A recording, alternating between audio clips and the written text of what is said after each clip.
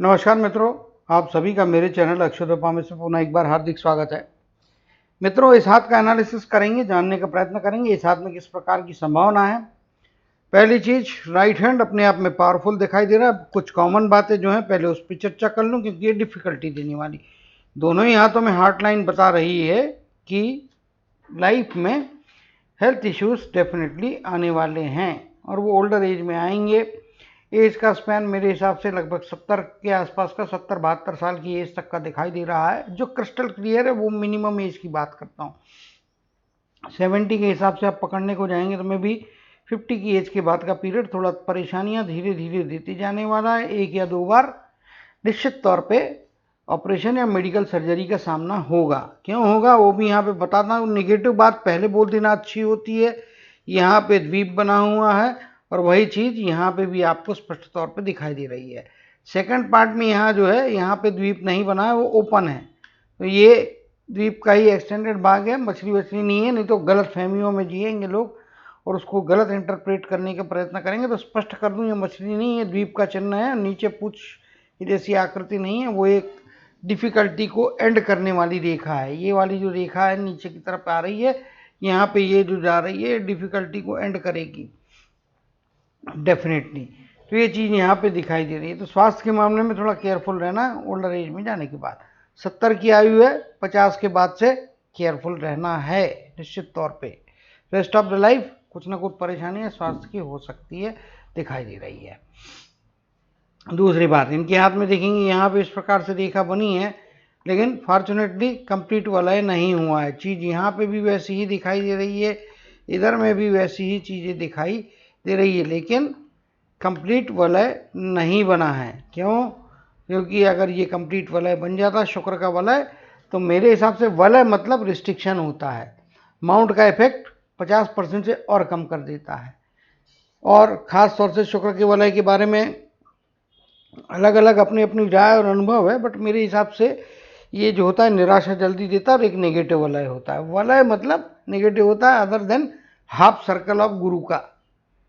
गुरु के क्षेत्र में जो यहाँ पे चीज बन रही है वो इनको निश्चित तौर पे अच्छे परिणाम दे सकती है। और क्या है ये वाला भाग, ये जो चीज बनी है, ये वलय जो होता है हाफ वलय, वो अच्छा होता है। तो निश्चित तौर पे गुरु के क्षेत्र में कुछ बेहतरी यहाँ पे बनती हुई दिखाई दे रही है। माउंट्स की तरफ में जाएंगे और माउंट्स को देख के समझने का प्रयत्न करेंगे। माउंट्स लेफ्ट हैंड में और राइट हैंड में, दोनों ही केस में गुरु का पर्वत इस तरफ में उभार है और ये जो इसका जो हाईएस्ट पॉइंट है वो शनि के पर्वत की तरफ में जा रहा है, यानी कि उसमें शनि के हिसाब से, यानी कि कर्म क्षेत्रों में अपने बौद्धिक संचार अच्छा रहेगा। शनि का क्षेत्र उभार इतने भाग में बना है, थोड़ा कम है। जबकि लेफ्ट हैंड में आप देखने को जाएंगे तो ये फ्लैटनेस का शिकार होता हुआ दिखाई दे रहा है। शनि के उपाय करेंगे तो उससे निश्चित तौर पे जीवन में लाभ होगा। क्योंकि राइट हैंड में पर्वत थोड़ा बहुत ठीक है, लेकिन लेफ्ट हैंड में तो ऑलमोस्ट फ्लैटनेस है। तो इसके कारण में ओम शन शनिश्चराय नमः, इस शनि मंत्र का जाप करना है आपको। शुरू कीजिएगा आप मेरे हिसाब से शनिवार से, और पूरे जीवन भर करना है एक माला का जाप। नहाने के पश्चात ये शनि मंत्र करें। आपको और भी कोई बाय हार्ट होने वाला थोड़ा लंबा मंत्र है, नीलाजन समाभाषम रविपुत्रम यमाग्रजम छाया मार्तंड संभूतम तम नमामि शनिश्चरम। ये शनि मंत्र लंबा है, लेकिन आपके पास समय कितना होता है, किस तरीके से आप बोल सकते हैं। दूसरा मंत्र ज़्यादा इफेक्टिव होता है, जल्दी इफेक्टिव होता है, बट ऐसे शनिदेव आपकी परीक्षा लेते हैं और उसमें पास होने के पश्चात रिजल्ट देते। 100 सोनार की और 1 लोहार की जैसा इनका काम होता है। तो ये एक ही बार में देंगे, अगर प्रसन्न होगा तो इतना दे देंगे कि 100 सोनार जो है 100 बार में आपको नहीं दे पाएगा वो चीज़। तो वही चीज़ यहाँ पे दिखाई दे रही है। इसके अलावा शनि मंदिर में जाएं। अगर शनि का मंदिर आपके शहर में, कस्बे में, गाँव में ना हो तो फिर हनुमान जी के मंदिर में जाना है। वहाँ पे तिली का तेल, काले तिल, काली उड़द और कपास के पेड़ के पत्तों की माला, ये पूरे लाइफ आपको अर्पण करना है। शनि कमजोर रहते हैं तो कर्म के क्षेत्र में डिलेज होते हैं। कभी कभी हाथ में आई हुई चीज जो है वो छूट जाने का खतरा होता है। कई बार चीजें ऐसा लगता है कि हाथ में आ रही हैं और डिले कर देती है, तो डिले भी एक प्रकार से नुकसान ही है। तो ये चीज यहाँ पे अब आ जाते हैं सूर्य के पर्वत की तरफ। सूर्य का पर्वत अपने आप में काफ़ी अच्छा फैलाव लिए है। गुरु का पर्वत भी अपने बुध का पर्वत भी अपने आप में अच्छा लिए है, फैलाव लिए। यहाँ पे भी वही चीज़ दोनों पर्वतों के लिए कंबाइन हो रही है। सक्सेस अच्छा मिलेगा, प्रसिद्धि आगे जाके अच्छी मिलेगी। मंगल का ऋणात्मक क्षेत्र बहुत ज़्यादा उभार नहीं दिया है, कुछ हद तक बेटर फाइटिंग स्पिरिट रहेगा, 50% चीज़ें जो है थोड़ा बेहतर रहेगा, लेकिन एक्स्ट्रा ऑर्डनरी फाइटिंग स्पिरिट दोनों ही हाथों को देखने के बाद में यहाँ पे दिखाई नहीं दे रही है। मंगल के ऋणात्मक क्षेत्र में कुछ गुस्से की मात्रा, कुछ अनावश्यक उभार दिखाई दे रहे हैं जो आपको जल्दी फ्रस्ट्रेट या इरिटेट करने वाले बनाते हैं, यानी कि पेशेंस की कमी है। अगर यहाँ पे मंगल का क्षेत्र धनात्मक क्षेत्र में अच्छा उभार होता तो मैं बोलता कि पेशेंस बढ़ा लेंगे, लेकिन वैसा नहीं हो रहा है। थोड़ा पेशेंस बढ़ाएं, और एक चीज और जो सबसे आवश्यक यहाँ पे है, शांति बनाए रखें, एग्रेसिव होने से बचें। अननेसेसरी एग्रेशन, अननेसेसरी गुस्सा तुरंत मिजाजी तकलीफ देती है, घर में अशांति पैदा करती है, मन में अशांति पैदा करती है, जीवन में निगेटिव हलचल देती है, उससे बचना है। सिक्के का दूसरा भाग है, निडर रहेंगे, कभी किसी की मानने वाले नहीं रहेंगे, ये अपने दिल की और अपने दिमाग से चलने वाले व्यक्ति रहेंगे। तो इसके फायदे भी हैं, नुकसान भी हैं। अब यहाँ पे बात करते हैं कम्युनिकेशन की उंगली थोड़ी नीचे रह जा रही है, रिक्वायर्ड लेवल यहाँ पे है। दोनों ही हाथ में सेम अवस्था है, लेकिन राइट हैंड में परिस्थिति ज़्यादा बेहतर दिखाई दे रही है। फिर भी कम्युनिकेशन का इम्प्रूवमेंट आवश्यक है, और अभी संभव हो सके तो कम्युनिकेशन, सामने वाले की बात को भैया पहले पूरा समझे, सुने, उसके हिसाब से जवाब दें। जल्दी में आधा अधूरा समझ के दिया हुआ जवाब आपको मुश्किल में डाल सकता है, या आपको वो रिजल्ट नहीं दे सकता है जो आप एक्सपेक्ट कर रहे हैं, वो चीज़ नहीं होने वाली है।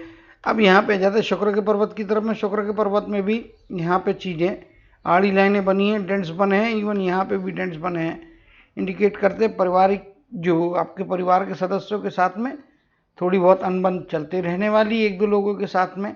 इवन वैवाहिक जीवन में शुरुआती दौर में ट्यूनिंग को लेकर, अंडरस्टैंडिंग को लेकर थोड़ा अप्स एंड डाउन्स का सामना हो सकता है मानसिक लेवल पे, इससे बाकी दूसरी चीज़ें नहीं होती, लेकिन मानसिक तनाव का सामना शुरुआती दौर में लाइफ में आपको करना पड़ेगा। लाइफ में मीन्स विवाह के पश्चात, विवाह से संबंधित बातें कह रहा हूँ मैं।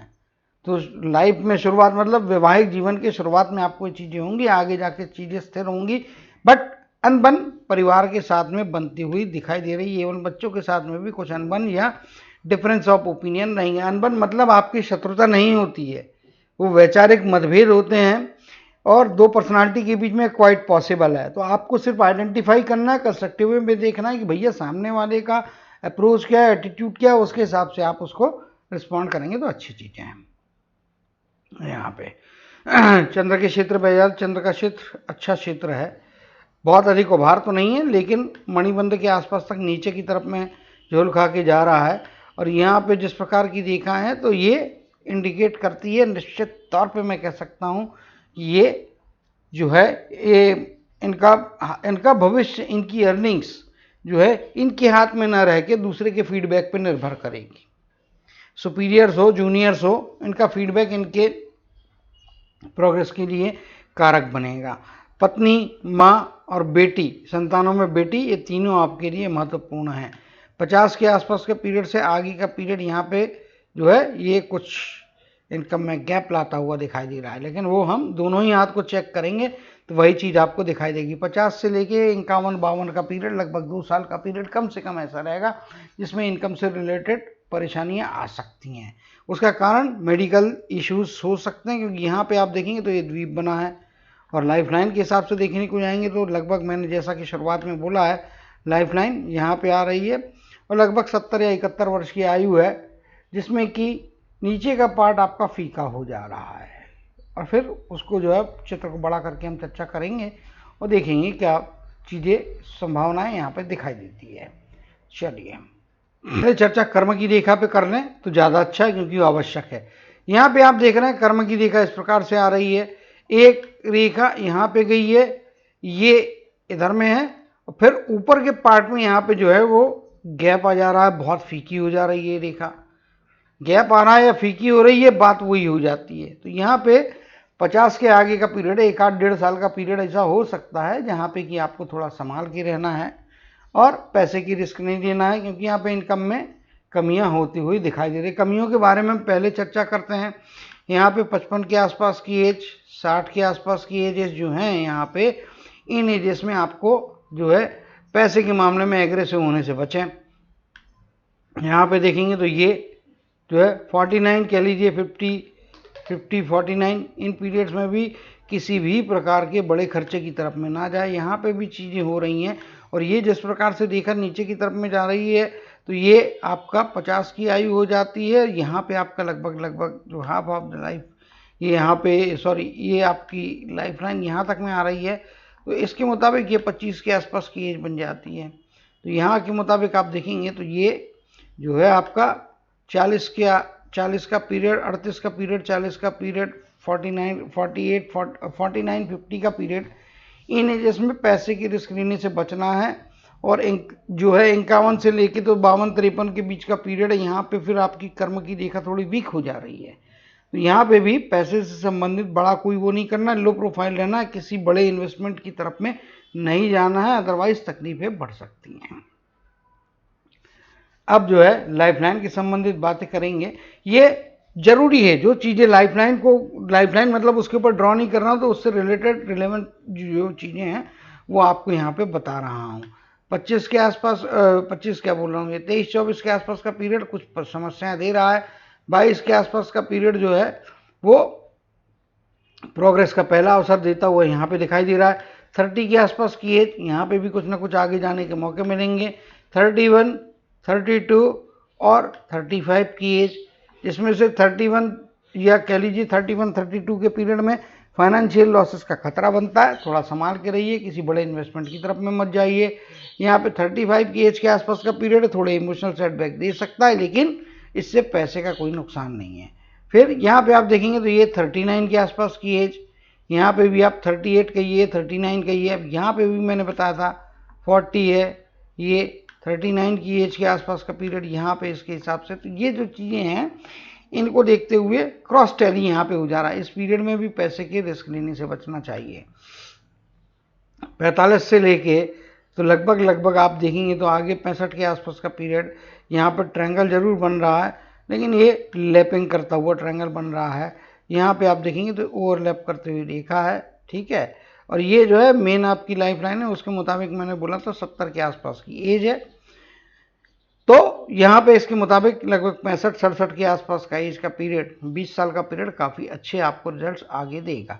यहाँ पे आप देखेंगे तो ये जो लेडर बन रही है, चलिए पहले इसके बारे में बात कर लेते हैं। ये वाली रेखा, यहाँ पे ये वाली रेखा, यहाँ पे एक रेखा, यहाँ पे तो जीवन में सेकंड हाफ खास तौर पे जो है वो ज़्यादा बेहतर है। और चीज़ें जो हो रही हैं 41 के आयु में, 41 के आसपास की एज में, 48 की एज में, 50 की एज में, 55 की एज में, ये आपको जंप करा के फ़ायदे करा रही है।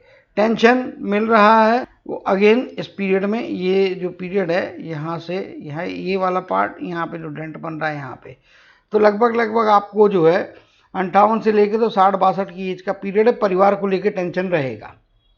परिवार का टेंशन मतलब बच्चे बड़े होंगे, उनके भविष्य को लेके, उनके प्रोग्रेस को लेके, उनके सेटलमेंट शिफ्टिंग को लेके मानसिक तनाव तो रहने वाला है, लेकिन डरने की कोई बात नहीं है। यहाँ पे आपको परिवार के सदस्यों का साथ भी अच्छे से मिलता हुआ दिखाई दे रहा है। ये एक बात हो गई। अब जो है अपॉर्चुनिटीज़ की बातें कर ली, नेगेटिव बातों की तरफ में वापस लौटेंगे।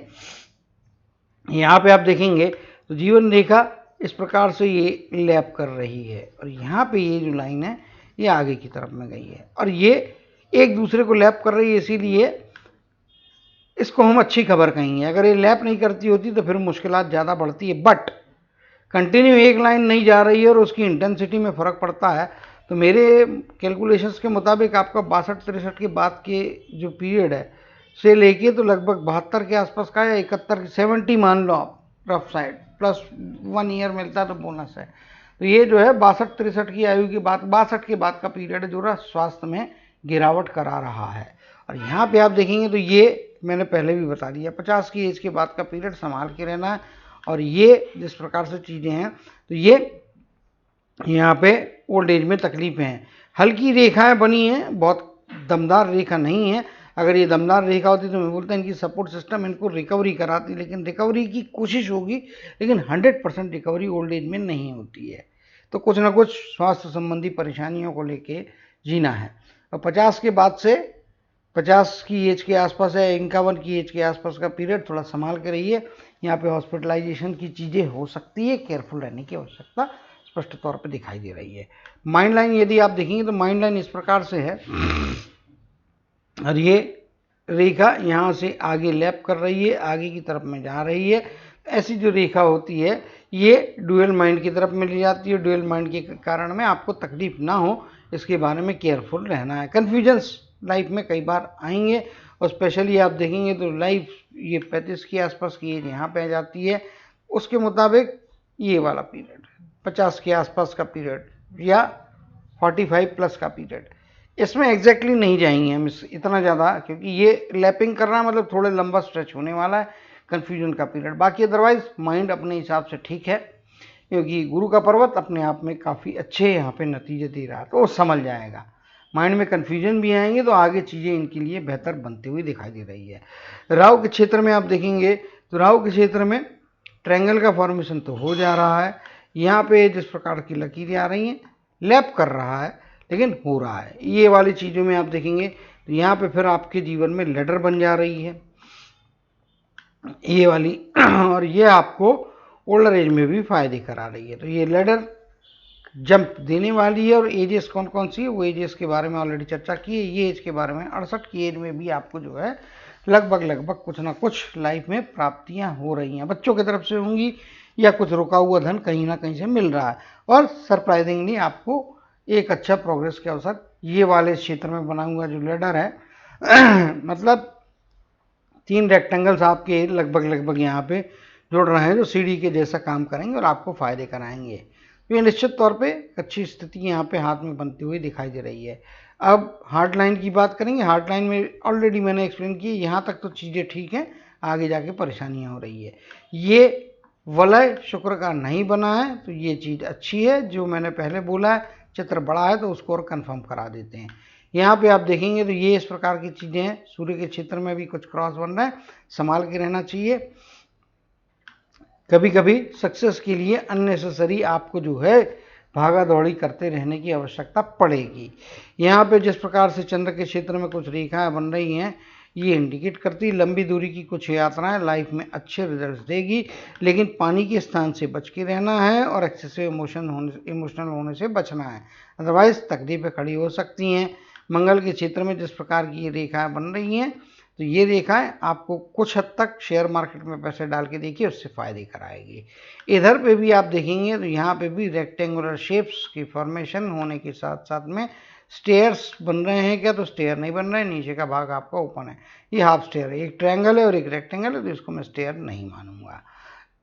आपके पास में एंसेस्ट्रल प्रॉपर्टी रहेगी, एंसेस्ट्रल प्रॉपर्टी से आपको अच्छे लाभ हो सकते हैं। जॉइंट नाम पे प्रॉपर्टी खरीदना आपके लिए फायदे करेगा। इंडिविजुअल नाम पे यदि प्रॉपर्टी खरीदते हैं तकलीफें हो सकती हैं। जिस प्रकार से ये क्षेत्र में भी क्रॉस बन रहा है, डोमेस्टिक क्रॉस है, यानी कि ऐसे व्यक्ति को गूढ़ साइंस में या गूढ़ विज्ञान में रुचियाँ होती हैं, तो वो भी एक इंटरेस्ट का विषय इनके लिए हो सकता है, निश्चित तौर पर यहाँ पे दिखाई दे रहा है।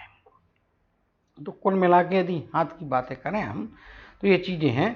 और जहाँ तक विवाह की बात है, तो विवाह भी आपका जो है 30-32 की आयु के अंदर में, 30 के अंदर के एज में होने की संभावनाएं हैं, बट साइड का फोटो और देख के कंफर्म चीज़ें बोल सकता हूँ।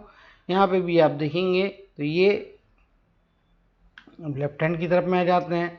यहाँ पे भी आप चीज़ें देखेंगे तो ये हम इसको बर्थ मानते हैं, ये इसको हम जो है 70 की एज मानते हैं। उसके मुताबिक आप देखेंगे तो 35 के आसपास का पीरियड यहाँ पे दिखाई दे रहा है। जबकि इस साइड में आप देखेंगे, और दोनों हाथों में ये पीरियड अलग अलग हो सकता है, लेकिन फिर भी ये मिलता जुलता है। तो यहाँ पे 32, 33, क्योंकि इतनी छोटी जगह है कि यहाँ पे जो है 70 पार्ट्स करके एग्जैक्ट कैलकुलेशन पॉसिबल नहीं होगा। यही चीज़ आपको राइट हैंड में दिखा देता हूँ। राइट हैंड में भी वही चीज़ है, थोड़ा बहुत साल 1.5 साल का जजमेंटल डिफरेंस आता है, लेकिन शादी होगी और शादी से रिजल्ट अच्छे मिलेंगे, बशर्ते कि जो चेंजेस मैंने कहे हैं उसके ऊपर में वर्क कर लें तो उम्मीद करता हूं कि मैक्सिमम चीज़ें जो हैं उसके बारे में चर्चा कर ली। और कुछ इनके व्यक्तिगत क्वेश्चन है, बट उनका जो जवाब है वो व्हाट्सएप के थ्रू या मेरे को कॉल करके ले सकते हैं, तो मैं उनको टेलीफोन पे वो चीज़ों को लेके अपडेट कर दूंगा। कर्म की रेखा की तरफ में आते हैं। कर्म की रेखा जो सबसे ज़्यादा इम्पोर्टेंट है उसके बारे में मैंने थोड़ा बताया है, रिपीट कर देता हूँ। ये अच्छा है, यहाँ पे गैप्स आ रहे हैं और 51 के आसपास की एज, 51-52 का 2 साल का पीरियड है। यहाँ पे थोड़ा संपत्ति को लेके केयरफुल रहना, क्योंकि दोनों ही हाथ में वो चीज़ दिखाई दे, संपत्ति क्या बोल रहा हूँ सॉरी, पैसे की इनकम को लेके यहाँ पे थोड़ा केयरफुल रहें। गैप बनती है तो उसमें इनकम में रुकावट आ जाती है या कमी आती है, यहाँ पे रुकावट आने का खतरा ज़्यादा है। केयरफुल रहना है, किसी बड़े इन्वेस्टमेंट की तरफ में नहीं जाना है। इस समय पैसे का व्यवहार मिनिमल जो रिक्वायर्ड है उसी लेवल का करें, उससे ज़्यादा का ना करें। ओल्ड एज में जाने के बाद में भी चीज़ें जिस प्रकार की ये लाइनें यहाँ पे बन रही हैं और यहाँ पे कुछ लाइनें बन रही है, तो ये कंटिन्यू अर्निंग तो नहीं दे रही है, बट पेंशन की तरफ में जा सकते हैं। बौद्धिक क्षेत्र का इस्तेमाल करते हुए ओल्ड एज में जाने के बाद में इन्वेस्टमेंट करें, उससे एडिशनल इनकम हो सकती है, लेकिन उसका कंफर्म देने वाली लाइन यहाँ पे दिखाई नहीं दे रही है। यानी कि जो कुछ आपने जॉब वॉब किया होगा उसका फिक्स इनकम यदि मिलता है तो वो है। एडिशनल इनकम के लिए आपको एक्स्ट्रा प्रयत्न करना पड़ेंगे, तो उससे लाभ मिल सकता है। अदरवाइज कंफर्म चीज़ यहाँ पे दिखाई नहीं दे रही है एकदम कि एक्स्ट्रा डबल मल्टीपल इनकम, उसके बारे में बात कर रहा हूँ। बाकी रूटीन इनकम बनी रहेगी। उम्मीद करता हूँ कि इनके हाथ की मैक्सिमम लाइनों को हमने जो है जांच लिया है। शुरुआत में एक बात को बताना रह गया था, सूर्य की प्रधानता है, गुरु की उंगली भी अपने आप में अच्छी है, शनि की उंगली भी अपने आप में अच्छी लंबाई लिए हुए है, और इसके सेंटर्स उंगलियों के जो पोर है टॉप पोर में ऊपर की तरफ में आ रहे हैं, यानी कि बौद्धिक क्षमताएं और उसका इस्तेमाल, कंसर्न ग्रहों के जो इफेक्ट्स हैं उसको एनलार्ज करने की क्षमताएं हैं। तो ये बात को बताना रह गया था शुरू में। दूसरा, बौद्धिक क्षमताएं भी काफ़ी अच्छी दिखाई दे रही है। एक होशियार व्यक्ति हैं, इंटेलिजेंट नहीं, इसको मैं क्लेवर कहूँगा। एक क्लेवर व्यक्ति हैं, तो वो क्लेवर और इंटेलिजेंट में फ़र्क क्या होता है? इंटेलिजेंट मतलब थोड़ा एक ग्रेड अप होता है, क्लेवर मतलब परिस्थितियों के हिसाब से चीज़ों को समझ के होशियारी से निर्णय लेता, तो वो चीज़ इनके हाथ में यहाँ पे स्पष्ट तौर पे दिखाई दे रही है। उम्मीद करता हूँ काफ़ी चीज़ें इनके बारे में जैसे मैंने बताई है उस पर वर्क करेंगे, इम्प्रूवमेंट करेंगे तो लाइफ में अच्छे सक्सेस को पाएंगे। ठीक है, तो डेफिनेटली हाथ में क्षमताएं हैं, और ख़ास तौर पे लैडर वगैरह जो बनी है वो इनको जंप कराने के लिए सहायक साबित हो सकती है। उम्मीद करता हूँ कि अपने जीवन में अच्छी सफलताओं को प्राप्त करेंगे, प्रसिद्धि को प्राप्त करेंगे, अच्छे धन को प्राप्त करेंगे, और निश्चित तौर पे एक जीवन में ऊंचे मुकाम को हासिल करते हुए हमेशा प्रोग्रेसिव बने रहेंगे। इसी कामना और आशीर्वाद के साथ जय श्री कृष्ण, जय जय शनिदेव कहते हुए इनके हाथ के एनालिसिस को समाप्त करते हुए आप सभी से विदा लेता हूँ।